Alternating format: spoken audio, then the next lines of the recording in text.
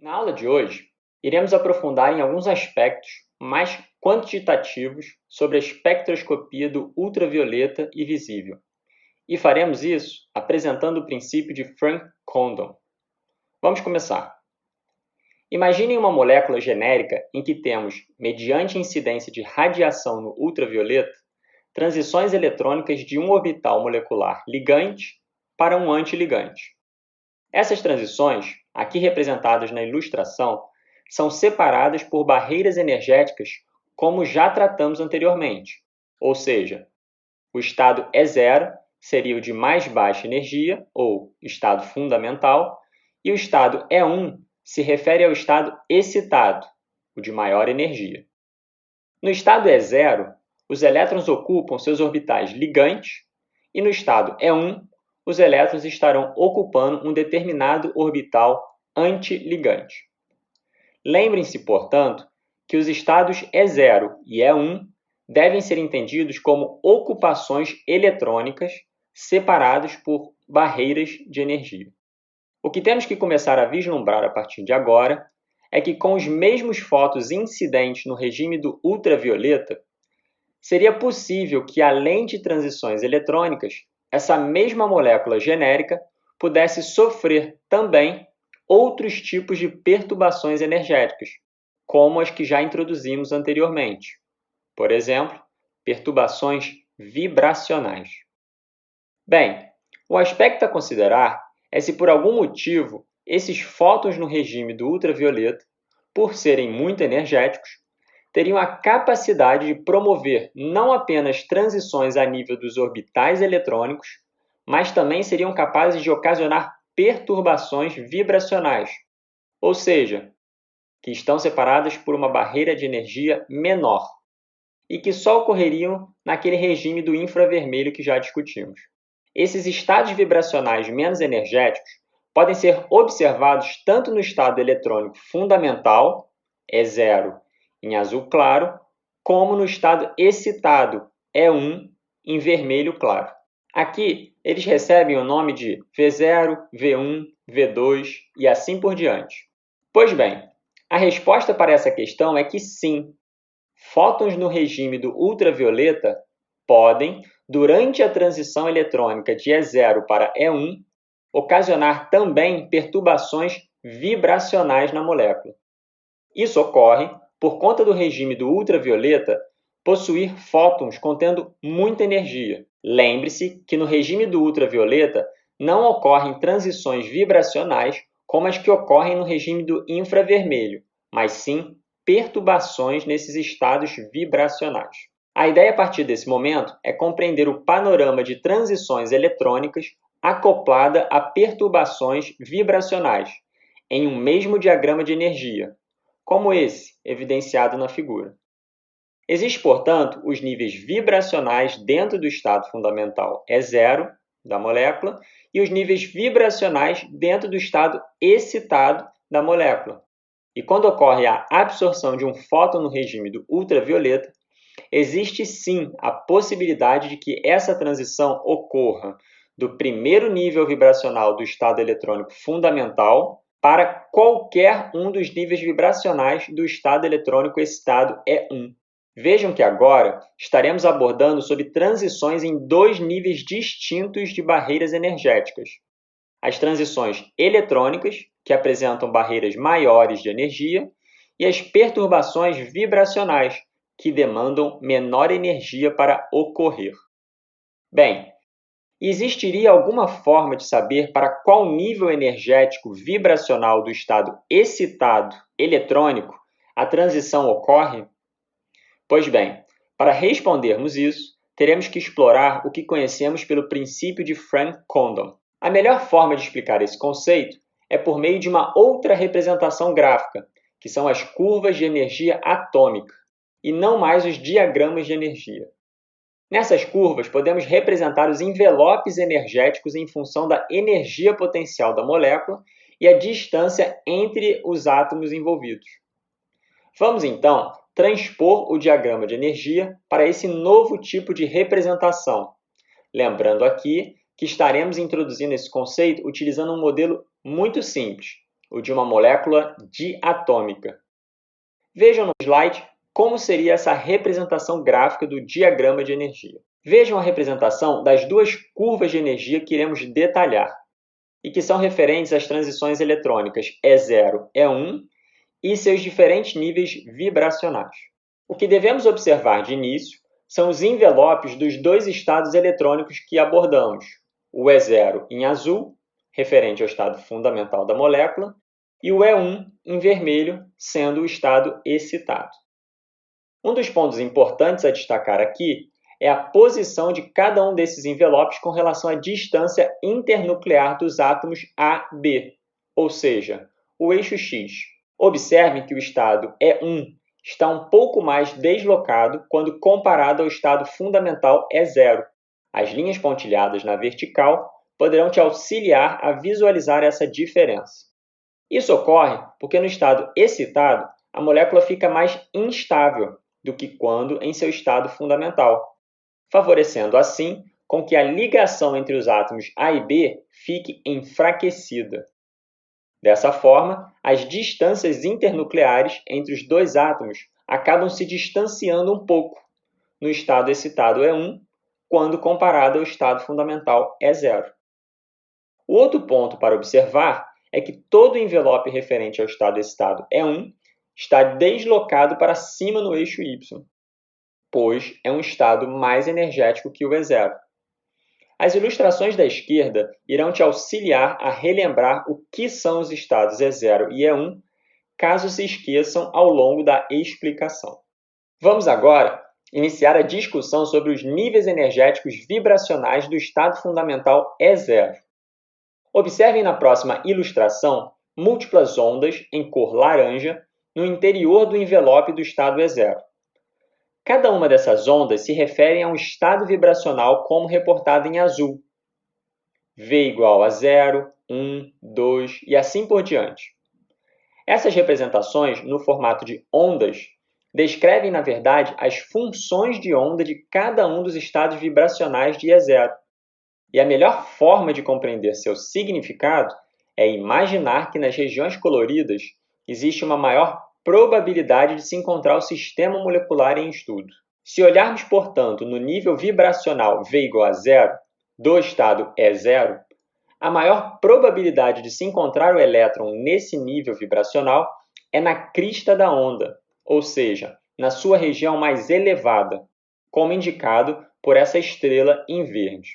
Bem, imaginem agora que da mesma forma que existem os níveis vibracionais do estado E0, existirão também os níveis vibracionais no estado excitado E1, como representado na próxima figura. Relembrando nossa discussão há pouco, estamos buscando compreender se, ao excitarmos os elétrons do nível eletrônico E0 para E1, iremos também promover perturbações vibracionais.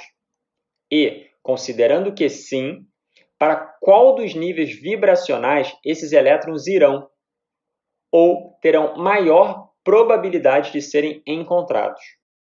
Será que eles irão para quaisquer dos níveis vibracionais em E1, ou para o de maior energia, ou terão uma distribuição de probabilidade de serem encontrados em cada um deles?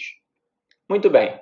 De imediato, podemos dizer que ocorre uma distribuição de probabilidades para se encontrar o elétron nos diferentes níveis vibracionais. Dessa forma, a questão que surge agora é qual dessas probabilidades será representada com maior intensidade durante o processo de absorção no regime do ultravioleta. A resposta para essa pergunta está diretamente relacionada à sobreposição das funções de onda entre os níveis vibracionais em E0 e E1. Ou seja, se os dois estados vibracionais entre E0 e E1 forem capazes de sobrepor suas funções de onda, haverá uma maior probabilidade desse elétron se encontrar nesse nível vibracional, o que se traduzirá em uma maior intensidade no espectro de absorção. Essa afirmação está no cerne do princípio de Frank Condon. Deverão existir possibilidades de sobreposições entre as funções de onda dos diferentes níveis vibracionais entre o estado eletrônico fundamental e excitado. Muito bem, de posse dessa definição, vamos ilustrar um espectro de absorção dentro desse contexto. Mas antes, irei detalhar rapidamente o que quero dizer com sobreposição de funções de ondas. Quando duas ondas se sobrepõem para dar origem a uma terceira onda, podemos dizer que haverá um processo de interferência e que a onda resultante dependerá da fase e amplitude das ondas inicialmente envolvidas. Vejam no exemplo que as duas ondas da esquerda apresentam a mesma fase e mesma amplitude. Dessa forma, a resultante delas será uma onda com o dobro da amplitude das ondas iniciais, também chamado de interferência construtiva. Já quando elas apresentam uma diferença de fase de 180 graus e a mesma amplitude, a resultante será a subtração completa de suas amplitudes e, portanto, nenhuma onda será formada. Observem a ilustração à direita. Também chamamos esse processo de interferência destrutiva. Agora, quaisquer possibilidades intermediárias a esses exemplos, tanto em fase quanto em amplitude, promoverá um padrão de interferência característico. Vejam um exemplo mais elaborado no próximo slide, para visualizarem o cenário de possibilidades. Essas interferências construtivas e destrutivas ocorrerão entre os estados vibracionais de E0 e E1, de forma a contribuir mais ou menos para a formação do espectro de absorção. Agora, antes de passarmos para o espectro de absorção propriamente dito, vamos nos lembrar de mais um ponto para que os conceitos fiquem bem claros. Todos os eventos de transição ilustrados até o momento desse curso foram representados por setas verticais. Essa representação do pulo do elétron de um estado fundamental para um estado excitado tem implicações importantes e irei lhes apresentar dentro do contexto das transições eletrônicas e vibracionais. O processo temporal do pulo de um elétron de seu estado fundamental para seu estado excitado ocorre em uma escala de tempo extremamente rápida, escala essa que é mais rápida que os eventos das transições vibracionais. Entretanto, os eventos vibracionais de uma molécula já ocorrem em uma faixa muito rápida de tempo, na faixa de alguns poucos femtosegundos. O que ocorre, então, é que quando o elétron pula do seu estado E0 para o estado E1, e a molécula está concomitantemente sofrendo movimentos vibracionais de estiramento e encurtamento, não dá tempo para que ocorram mudanças nas distâncias internucleares. Em outras palavras, o tempo necessário para que o elétron salte de E0 para E1 é muito menor que o tempo necessário para que os movimentos vibracionais sejam detectados. O significado disso é que o elétron pula independentemente do estado vibracional que a molécula se encontre. Essa explicação é importante nesse momento. Vocês precisam entender a necessidade de se colocar essa seta na posição vertical e com a mesma distância internuclear do estado fundamental. Como poderão observar na ilustração, no momento exato da transição, a função de onda do estado vibracional V0 do estado E0 fará uma interferência construtiva com o nível vibracional V4 do estado excitado E1. Como vimos há alguns instantes, a consequência disso será uma soma dessas funções de onda e um pico bastante intenso no espectro de absorção, que se refere a essa transição V0-V4. O que vamos fazer a partir de agora é começar a associar cada uma dessas interferências das funções de onda dos diferentes níveis vibracionais de E0 e E1 para que possamos compreender a formação de um espectro de absorção. Vejam no gráfico à esquerda a representação do espectro de absorção referente à transição eletrônica E0-E1, dessa molécula hipotética que estamos explorando.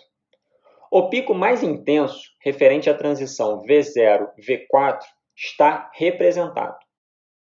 Lembre-se, esse pico é o mais intenso por conta da interferência construtiva de 100% entre as funções de onda dos estados vibracionais V0 e V4. As funções de onda V0 e V4 estão representadas logo abaixo do espectro de absorção, para que observem a completa sobreposição entre as fases das ondas.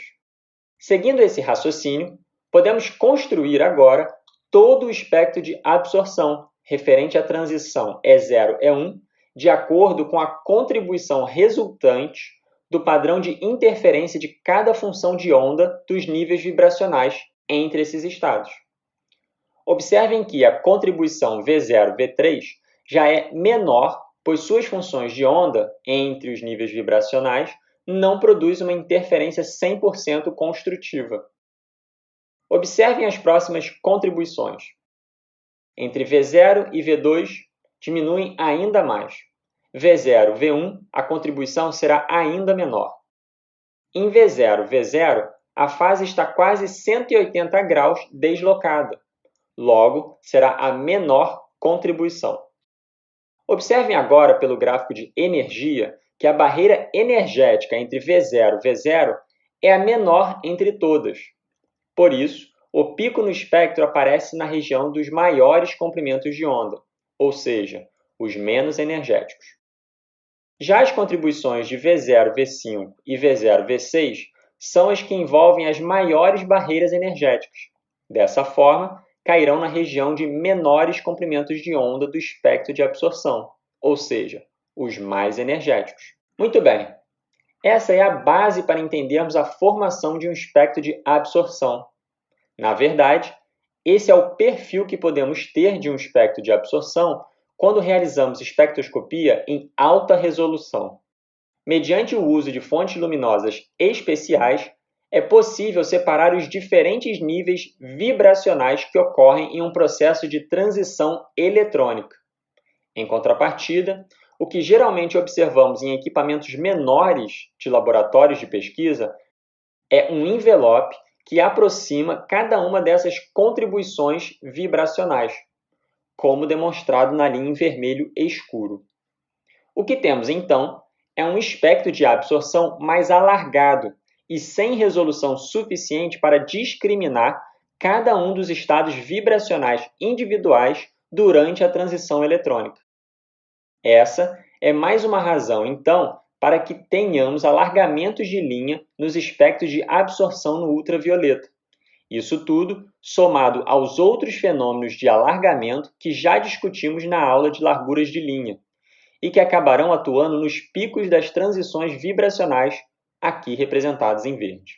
Muito bem, no vídeo de hoje foi apresentado o princípio de Frank Condon, onde adicionamos um pouco mais de complexidade para ilustrar o que ocorre na realidade durante a espectroscopia no regime do ultravioleta.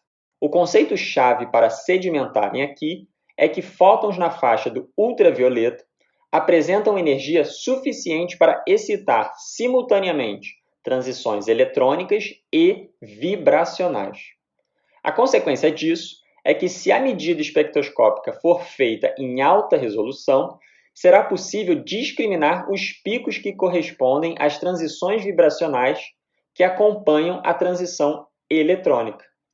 As intensidades dessas contribuições vibracionais é governada pelo que chamamos de princípio de Frank Condon. Por hoje é isso, pessoal. Até a próxima aula.